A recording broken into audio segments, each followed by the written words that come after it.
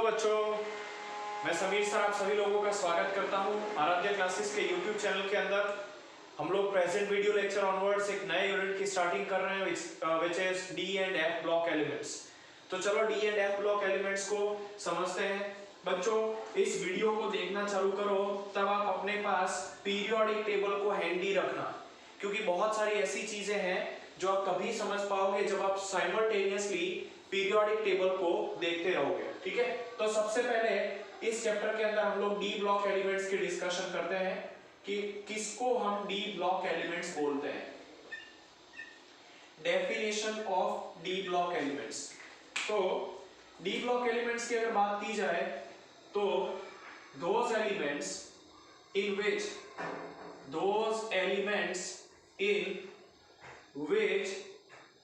the last electron enters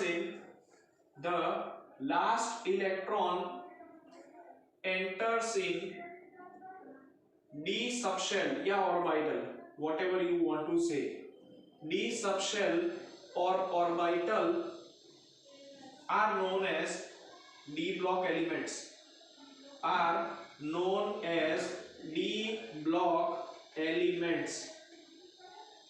Jin elements में last electron D subshell या D orbital के अंदर एंटर होता हो उसको डी ब्लॉक एलिमेंट्स के नाम से जाना जाता है।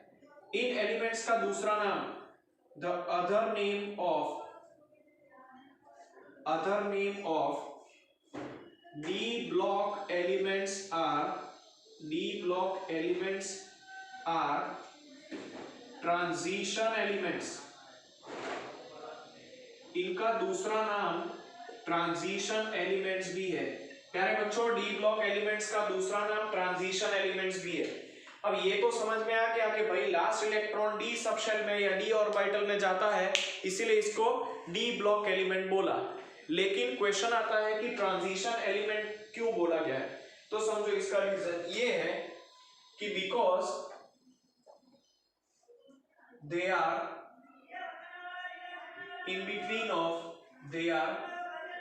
in between of highly reactive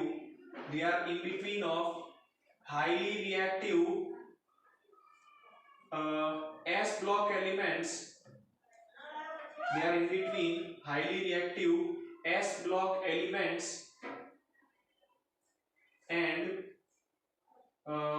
highly reactive word निकाल देते हैं खाली। they are in between of S block and P block elements, क्योंकि ये S ब्लॉक और P ब्लॉक के बीच में है। अब समझने का प्रयत्न करना, अगर आप पीरियोडिक टेबल में देखोगे तो एक्सट्रीम लेफ्ट में S ब्लॉक के एलिमेंट्स हैं और एक्सट्रीम राइट में P ब्लॉक के एलिमेंट्स हैं।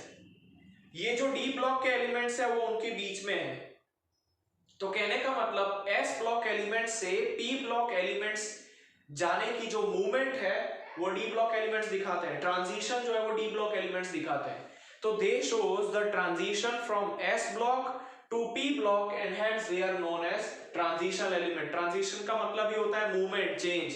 तो अगर आप इन एलिमेंट्स की बात करो तो they show the change of S block elements to P block elements and hence these elements are known as the transition elements. ये इसकी कॉमन डेफिनेशन हुई। अब IUPAC डेफिनेशन समझने से पहले मैं कुछ डी ब्लॉक एलिमेंट्स के इलेक्ट्रॉनिक कॉन्फ़िगरेशंस को यहां पर ड्रॉ करूंगा तो आप लोगों को इसकी IUPAC डेफिनेशन क्लियर हो जाएगी। ये इसकी क्लासिकल डेफिनेशन है, पुरानी डेफिनेशन है। IUPAC ने डी ब्लॉक एलिमेंट्स का डेफिनेशन कुछ अलग तरीके से दिया है। आइए बच्चों समझते हैं कि डी ब्लॉक एलिमेंट्स का IUPAC डेफिनेशन क्या है। चलो IUPAC डेफिनेशन, तो IUPAC डेफिनेशन को अच्छी तरीके से समझने के लिए कुछ डी ब्लॉक एलिमेंट्स का इलेक्ट्रॉनिक कॉन्फ़िगरेशन लिखेंगे। अब वो आपके लिए बहुत आसान रहेगा, क्यों? क्योंकि आपने चैप्टर नंबर 9 में इसको समझा हुआ है। तो समझते हैं IUPAC definition of d block elements. चलिए, तो इलेक्ट्रॉनिक कॉन्फ़िगरेशन में सबसे पहले लिखता हूं स्कैंडियम का, atomic number 21, argon complete 4s2 3d1। ठीक है, स्कैंडियम +3 का कॉन्फ़िगरेशन लिखूं मैं तो वो हो जाएगा argon complete 4s0 3d0, 2 electron इधर से एक इधर से। चलिए फिर उसके बाद मैं आयरन का लिखता हूं। आयरन का एटॉमिक नंबर 26। उसी तरीके से आर्गन कंप्लीट 4s2, अब ये आपके लिए आसान होना चाहिए, 3d6। उसके +2 ऑक्सीडेशन स्टेट की बात करें तो इधर से 2 इलेक्ट्रॉन्स को गायब कर दो, 4s0 3d6। अगर हम +3 की बात करें तो आर्गन कंप्लीट 4s0 3d5। ठीक है, ये दोनों कॉन्फ़िगरेशंस लिख लिए।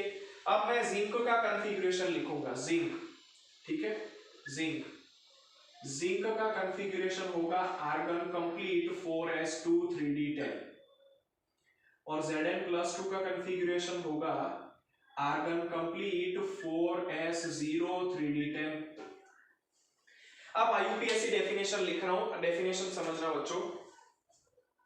those elements in which d orbital is incompletely filled either in ground state or any of the higher oxidation states are known as d block elements, चलिए अब समझने का ट्राई करते हैं। ऐसे एलिमेंट्स जिनके ग्राउंड स्टेट में या किसी एक ऑक्सीडेशन स्टेट में डी ऑर्बिटल इनकम्प्लीटली भरी हुई हो, उसको हम डी ब्लॉक एलिमेंट बोलते हैं। यहां पर फोकस करो, ठीक है। तो यहां पर डी ऑर्बिटल कंप्लीटली भरी हुई कब बोली जाएगी? जब उसके अंदर 10 इलेक्ट्रॉन्स हो तब, ठीक है। तो यहां पर 3d इनकम्प्लीटली भरी हुई है, कहने का मतलब कि स्कैंडियम ट्रांजिशन एलिमेंट है। 3d 0 भले हो, इसकी कोई इश्यू नहीं, किसी एक में होना चाहिए। आयरन, तो आयरन में भी देखो डी ऑर्बिटल इनकम्प्लीटली भरी हुई है, तो आयरन भी आपका ट्रांजिशन एलिमेंट है। इसके तो ऑक्सीडेशन स्टेट्स में भी ऐसा ही है, देखो डी ऑर्बिटल जो है वो इनकम्प्लीटली भरी हुई है, मतलब कि आप आयरन को ट्रांजिशन एलिमेंट बोल सकते हो। एक और इलेक्ट्रॉनिक कॉन्फ़िगरेशन किसी भी एलिमेंट का लिख देता हूं। सपोज करो कि मैंगनीज का एटॉमिक नंबर है 25, argon complete 18, 4s2 3d5। Manganese +2 अगर लिखूं तो आर्गन कंप्लीट 4s0 3d5। तो देखो मैंगनीज के अंदर भी डी ऑर्बिटल इनकम्प्लीटली भरी हुई है, मतलब कि मैंगनीज आपका डी ब्लॉक एलिमेंट या ट्रांजिशन एलिमेंट है। अब जिंक के ऊपर फोकस करना, जिंक एक्सेप्शन है। जिंक के अंदर क्योंकि डी ऑर्बिटल इनकम्प्लीटली भरी हुई नहीं है, मतलब पूरे के पूरे इलेक्ट्रॉन्स उसके अंदर हैं, कंप्लीटली भरी हुई है, इसीलिए जिंक को ट्रांजिशन एलिमेंट नहीं बोला जाता है। याद रखना बच्चों, जिंक इसके अंदर एक्सेप्शन है, जिंक इसके अंदर एक्सेप्शन है, जिंक को ट्रांजिशन एलिमेंट नहीं बोला जाता है। क्यों? क्योंकि जिंक के अंदर D orbital completely filled up है, कंप्लीटली भरी हुई है, इसीलिए जिंक जो है वो डी ऑर्बिटल ट्रांजिशन एलिमेंट नहीं माना जाएगा। बाकी के सभी एलिमेंट्स को ट्रांजिशन एलिमेंट्स बोलते हैं, क्योंकि वो IUPAC डेफिनेशन के अंदर सेट होते हैं। यहां पर मैंने IUPAC डेफिनेशन लिखी है। अब पीरियोडिक टेबल देखोगे तो जिंक के नीचे आपको 2 और एलिमेंट दिखेंगे, जिसका नाम है कैडमियम और मर्क्यूरी। तो इन तीनों के ही अंदर D10 कॉन्फ़िगरेशन होता है, तीनों के ही अंदर D10 कॉन्फ़िगरेशन होता है, तीनों के ही अंदर डी ऑर्बिटल कंप्लीटली भरी हुई होती है, इसीलिए जिंक, कैडमियम और मर्क्यूरी को ट्रांजिशन एलिमेंट नहीं बोला जाता है, वो IUPAC डेफिनेशन में सेट नहीं होते हैं। तो फिर दिमाग में क्वेश्चन आता है, अगर डी ब्लॉक के एलिमेंट्स की यहाँ पर अगर जिंक, कैडमियम, मर्क्यूरी की बात की जाए, अगर वो ट्रांजिशन एलिमेंट नहीं है, अगर zinc, cadmium, mercury transition element नहीं है, तो उसको फिर डी ब्लॉक में क्यों रखा गया है, ट्रांजिशन एलिमेंट्स के साथ क्यों रखा गया है? तो उसका रीजन ये है कि जिंक, कैडमियम और मर्क्यूरी की बहुत सारी प्रॉपर्टीज ट्रांजिशन एलिमेंट्स से मैच होती है, इसीलिए उसको साथ में रखा गया है। लेकिन अगर हम IUPAC डेफिनेशन की स्ट्रिक्टली बात करें तो जिंक, कैडमियम, मर्क्यूरी को ट्रांजिशन एलिमेंट्स कंसीडर नहीं किया जाता है। इस बात को याद रखना बच्चों, ट्रांजिशन एलिमेंट्स की कैटेगरी में जिंक, कैडमियम और मर्क्यूरी जो है वो नहीं आते हैं। अब हम डी ब्लॉक एलिमेंट्स का क्लासिफिकेशन करते हैं। देखो, किसी भी स्टडी को इजी बनाना हो, बराबर, तो हम उसका क्लासिफिकेशन करते हैं, उसको ग्रुप्स में डिवाइड कर देते हैं।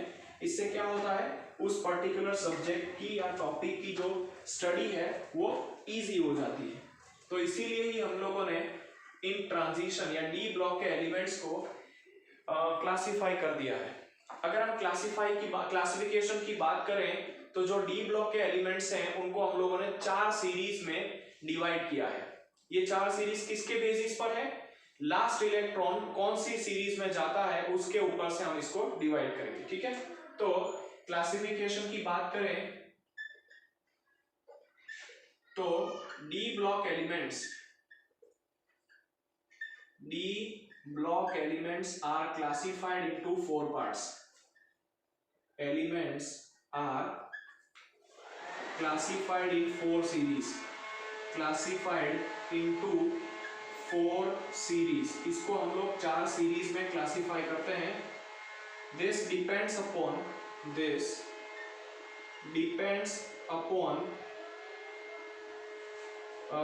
where the last electron is entering,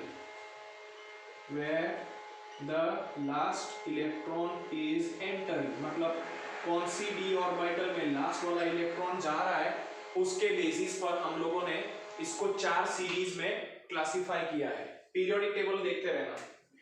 पहली जो सीरीज है उसका नाम है फर्स्ट ट्रांजिशन सीरीज। इसका दूसरा नाम 3D सीरीज है। क्यों? क्योंकि इसके अंदर जो एलिमेंट्स है उसका लास्ट इलेक्ट्रॉन 3D में जाता है। कोई भी एलिमेंट सोच लो, scandium, titanium, vanadium, chromium, mercury, scandium, vanadium, titanium, chromium, manganese, कोई भी एलिमेंट सोच लो, सबके अंदर लास्ट इलेक्ट्रॉन जो है वो 3D में जा रहा होगा। ठीक है, अब 3D जो सीरीज है वो चालू कहां से होती है, तो this series starts from scandium Z is equal to 21 and ends up at zinc Z is equal to 30। तो कहने का मतलब इसके अंदर 10 एलिमेंट्स है। यहाँ पर ये जो सीरीज है उसका दूसरा नाम 3D सीरीज है। ये स्टार्ट होती है Z is equal to 21 से, खत्म होती है 30 पे। फर्स्ट एलिमेंट स्कैंडियम है और थर्ड लास्ट एलिमेंट जो है वो जिंक है।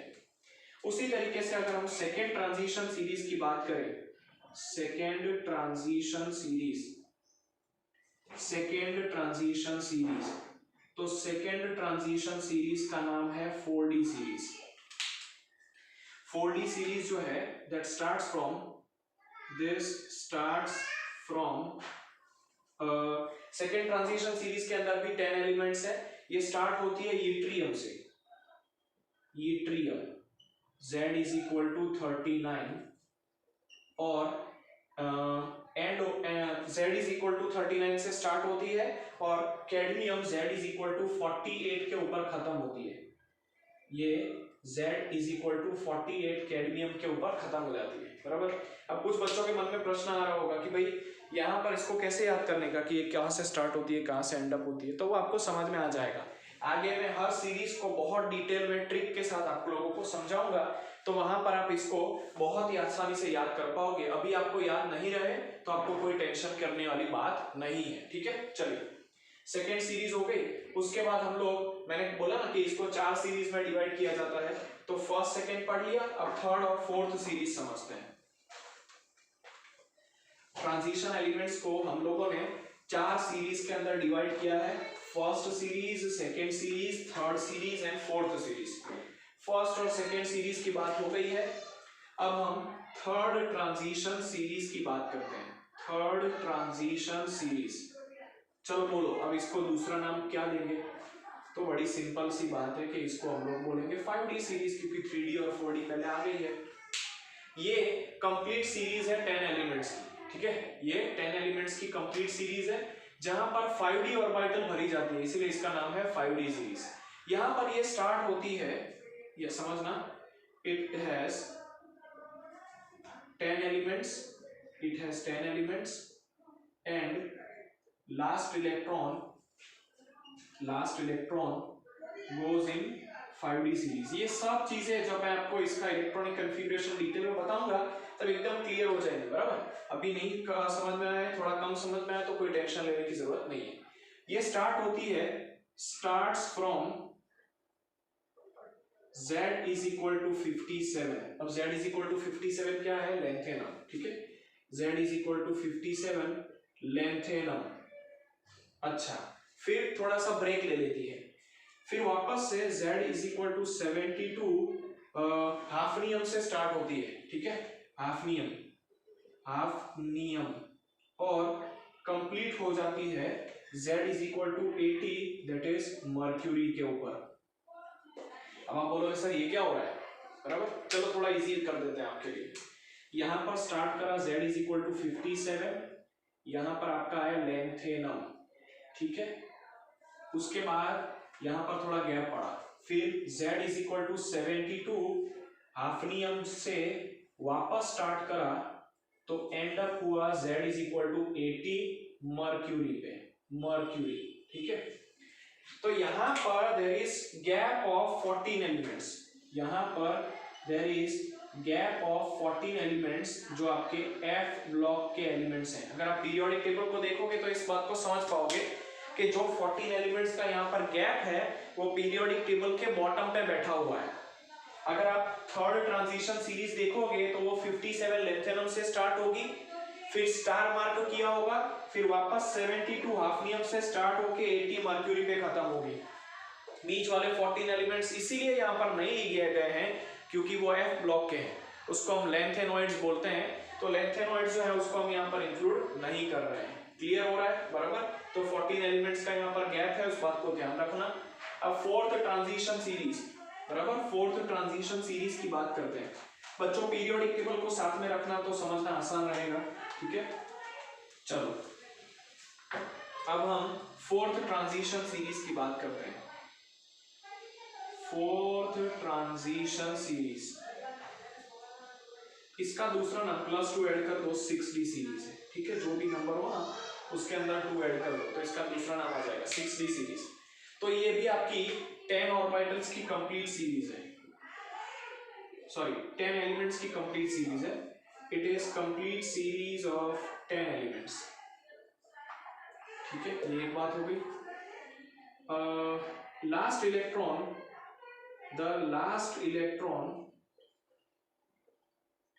एंटर्स इनटू, यहां पर जो लास्ट इलेक्ट्रॉन है that enters into 6d orbitals या subshells, whatever you want to say, 6d orbitals या subshells।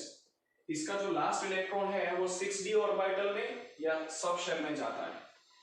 यहां पर ये स्टार्ट होती है z इज इक्वल टू 89 से। हाँ समझना बच्चों, इसका नाम है actinium. z is equal to 89 actinium से स्टार्ट होती है, फिर वापस 14 एलिमेंट्स का गैप आता है जो आपका f ब्लॉक के एलिमेंट्स हैं जिनको हम एक्टिनॉइड्स बोलते हैं। एक्टिनॉइड के बाद वाले मतलब एक्टिनॉइड्स, एक्टिनॉइड के एक्टिनियम के बाद वाले माने एक्टिनॉइड्स, वहां पर लेंथेनम के बाद वाले माने लेंथेनॉइड्स, बराबर। 14 एलिमेंट्स का गैप आ गया, फिर वापस स्टार्ट होती है z इज इक्वल टू 103 से, z is equal to sorry 104 से। हाँ 14 ऐड कर दो तो 104, z इज इक्वल टू 104 मतलब रूथरफोर्डियम। ये z इज इक्वल टू 104 से वापस स्टार्ट होती है रूथरफोर्डियम से और खत्म हो जाती है कॉपरनीशियम z इज इक्वल टू 112 पे। कॉपरनीशियम z इज इक्वल टू 112 पे, ठीक है। आप बोलोगे सर हमें समझ में नहीं आ रहा है कहां से स्टार्ट होती है कहां पे एंड होती है। कोई चिंता करने की जरूरत नहीं है, मैं आप लोगों को इसको बहुत ही डिटेल में समझाने वाला हूं। याद रखना बच्चों, यहाँ पर जो 14 एलिमेंट्स इनके बीच में आ रहे हैं वो आपके स्कीप है, बराबर। मतलब लेंथेनॉइड्स और एक्टिनॉइड्स जो हैं वो स्कीप है, मतलब हम उसकी डिस्कशन नहीं करने वाले हैं, ठीक है। चलिए अब आगे डिस्कशन करते हैं इलेक्ट्रॉनिक कॉन्फ़िगरेशन के बारे में, ठीक है। फर्स्ट सीरीज मैंने बोला था ना कि हम हर एक सीरीज के इलेक्ट्रॉनिक कॉन्फ़िगरेशन को बहुत डिटेल में पढ़ेंगे, तो अब फर्स्ट सीरीज के इलेक्ट्रॉनिक कॉन्फ़िगरेशन की डिस्कशन करते हैं। Electronic configuration of 3D series, ठीक है। या क्वेश्चन कैसे पूछा जा सकता है, right a note on electronic configuration of 3D series. चलिए थोड़ा सा स्पेस मुझे ज्यादा चाहिए होगा तो इसको सबको निकाल देते हैं। हम लोग डिस्कशन कर रहे हैं इलेक्ट्रॉनिक कॉन्फ़िगरेशन किसका, 3D सीरीज का। तो क्वेश्चन आ सकता है right a note on electronic configuration of 3D series. 3D series या इसको ब्रैकेट में बोल देते हैं फर्स्ट सीरीज। 3D सीरीज या इसको बोल देते हैं फर्स्ट सीरीज। तो यहां पर हम लिखेंगे एलिमेंट, यहां पर हम लिखेंगे उसका एटॉमिक नंबर और यहां पर लिखेंगे इलेक्ट्रॉनिक कॉन्फ़िगरेशन, ठीक है। चलिए पहले एटॉमिक नंबर लिख देते हैं।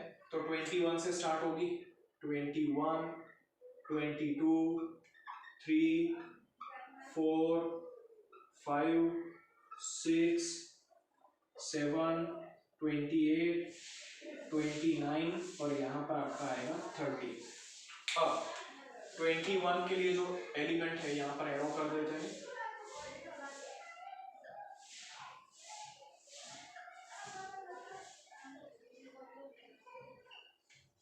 इसकी बहुत फनी ट्रिक मैं आप लोगों को बताऊंगा ताकि आप लोग इसको बहुत ही आसानी से याद कर सकते हैं। देखो यहाँ पर आपका आएगा स्कैंडियम, यहाँ पर टाइटेनियम। चलो नाम के साथ लिख देते हैं। इसको लिखेंगे स्कैंडियम, इसको लिखेंगे टाइटेनियम, स्कैंडियम टाइटेनियम। इसको लिखेंगे वेनेडियम, इसको लिखेंगे क्रोमियम। फिर इसको लिखेंगे आयरन, सॉरी मैंगनीज, मैंगनीज। इसको लिखेंगे आयरन, इसको लिखेंगे कोबाल्ट, इसको लिखेंगे निकल, इसको लिखेंगे कॉपर और इसको लिखेंगे जिंक।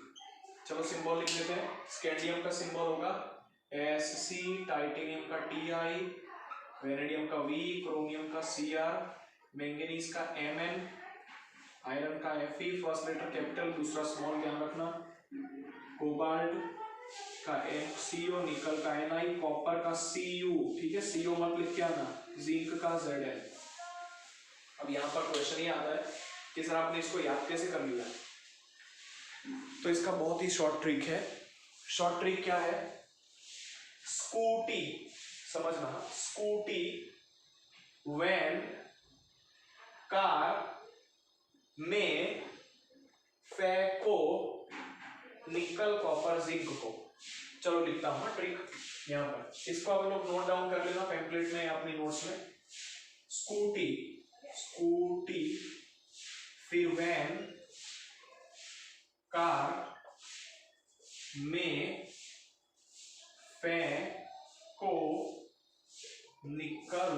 फेंको निकल कॉपर और जिंक।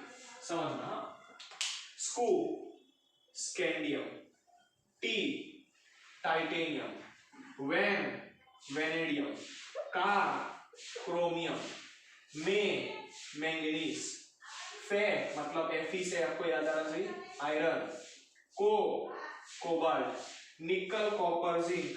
डन है। तो स्कूटी वैन कार में, स्कूटी वैन कार जो भी मिल जाए उसमें फेंको निकल कॉपर जिंक। ठीक है, आप लोग है ना बहुत बड़े खजाने में गए हो जहां से आपको बहुत ज्यादा निकल कॉपर और जिंक मिल रहा है, बराबर, आप जितना चाहे ले सकते हो। तो फिर आपको क्या बोलना है, स्कूटी वैन कार जो भी मिल जाए उसमें फेंको निकल कॉपर जिंक। क्लियर है। चलो अब इलेक्ट्रॉनिक कॉन्फ़िगरेशन की बात करते हैं, कितना आसानी से याद रहेगा, है ना। अब आप बोलो 3D सीरीज कहां से स्टार्ट होती है, Z = 21 स्कैंडियम से, Z = 30 जिंक पे। हो गया आसान। चलो तो इलेक्ट्रॉनिक कॉन्फ़िगरेशन की बात करें बच्चों तो सबसे नियरेस्ट नोबल गैस कौन सा आएगा, समझो, सबसे नियरेस्ट नोबल गैस आएगा आर्गन। सबसे नियरेस्ट नोबल गैस जो आपका यहाँ पर आएगा बच्चों वो है आर्गन। सबसे नियरेस्ट नोबल गैस आएगा आर्गन, आर्गन, ठीक है। सबसे नियरेस्ट नोबल गैस आर्गन आएगा तो उसको लिख देते हैं, क्योंकि आर्गन का इलेक्ट्रॉनिक आर्गन का जो एटॉमिक नंबर है वो 18 है ना, तो ये सबसे नजदीक में आएगा। तो हमने सब जगह पे आर्गन लिख दिया। आर्गन के अंदर 18 इलेक्ट्रॉन्स हैं, बराबर, तो सब जगह पे 18 कर दो। 18 18 18 18 18 और यहाँ पर 18, ठीक है। कौन सी ऑर्बिटल भरी जाएगी? तो लास्ट वाली ऑर्बिटल 3d है, यहाँ पर 4s। इसको खैर आप जानते ही हो क्योंकि आपने चैप्टर नंबर 9 में इसके कॉन्फ़िगरेशंस को लिखा है। तो सबके अंदर 4s और 3d भरी जाएगी। 4s 3d 4s 3d, यहाँ पर 4s 3d, यहाँ पर 4s 3d 4s 3d 4s 3d, यहाँ पर 4s 3d 4s 3d, यहाँ पर 4s 3d, ठीक है। अब इलेक्ट्रॉनिक कॉन्फ़िगरेशन लिखना चालू करते हैं। 2 इलेक्ट्रॉन्स पहले 4s में भरो, ठीक है। यहाँ पर 2 इलेक्ट्रॉन्स जब तक हो सके तब तक 4s भरने की, उसके बाद ही d भरने का चालू करने का। तो 4s में 2 इलेक्ट्रॉन्स डाल दिए, 18 + 2 20 हुआ, तो इसमें 1 इलेक्ट्रॉन आएगा। चलो 22 है तो 18 + 2 माने यहाँ पर 2 आएगा, तो सब में 20 और यहाँ पर 3 आएगा, यहाँ पर 20 और यहाँ पर 4 आएगा। समझना, ये इलेक्ट्रॉनिक कॉन्फ़िगरेशन थोड़ा सा एक्सेप्शनल है, इसके बारे में बाद में डिस्कशन करता हूँ, क्रोमियम और कॉपर के बारे में, बराबर। तो यहाँ पर 2, यहाँ पर 5, यहाँ पर 2, यहाँ पर 6, यहाँ पे 2, यहाँ पे 7, यहाँ पे 2, यहाँ पे 8, यहाँ पे 2, यहाँ पर 9 और यहाँ पर 2, यहाँ पर 10। चलो ये तो सिंपल मैथ्स हो गया। 2 के आगे मैंने स्टार किया है, वो है क्रोमियम और कॉपर। चलो इसका कॉन्फ़िगरेशन थोड़ा सा वियर्ड है। क्यों वियर्ड है? तो इसका जो कॉन्फ़िगरेशन आएगा वो है आर्गन कंप्लीट 4s1 3d5। होना चाहिए 4s2 3d4, लेकिन क्या है 4s1 3d5। और इसका कॉन्फ़िगरेशन होना चाहिए 4s2 3d9, लेकिन है 4s1 3d10, 4s1 3d10। अब मन में सवाल आता है ऐसा क्यों? तो देखो, ऐसा इसीलिए कि हम लोग 11th स्टैंडर्ड में रूल पढ़ चुके हैं कि जब भी कोई ऑर्बिटल इनकम्प्लीटली भरी हुई हो, बराबर, तो अनस्टेबल होती है। अच्छा, स्टेबल कब होती है? जब वो हाफ फिल्ड हो या फुल्ली फिल्ड हो तब स्टेबल होती है। जब भी कोई ऑर्बिटल हाफ फिल्ड हो और फुल्ली फिल्ड हो तो वो स्टेबल होती है।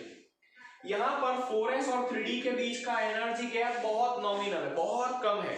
इसलिए क्या होता है, इसका एक इलेक्ट्रॉन जंप होके इधर आ जाता है। इससे जो कॉन्फ़िगरेशन मिलता है 4s1 3d5 वो बहुत ज्यादा स्टेबल है। क्यों? क्योंकि इसमें s भी इनकम हाफ फील्ड है बराबर और 3d भी बराबर हाफ फील्ड है। वही लॉजिक कॉपर में भी है। तो शॉर्ट में आपको आंसर देना हो तो हम लोग बोल सकते हैं, अगर आपको कोई पूछे कि why chromium and copper have exceptional electronic configuration, तो we will say कि chromium and copper have exceptional electronic configuration. Why? Because in their exceptional electronic configurations, the orbitals are more stable. The exceptional electronic configuration is more stable, and hence the chromium and copper shows exceptional या weird electronic configuration. Clear है? तो that was all about the 3D series. Next lecture के अंदर हम लोग 4D और 5D series के बारे में डिस्कस करेंगे। फिलहाल नोट डाउन कर लो।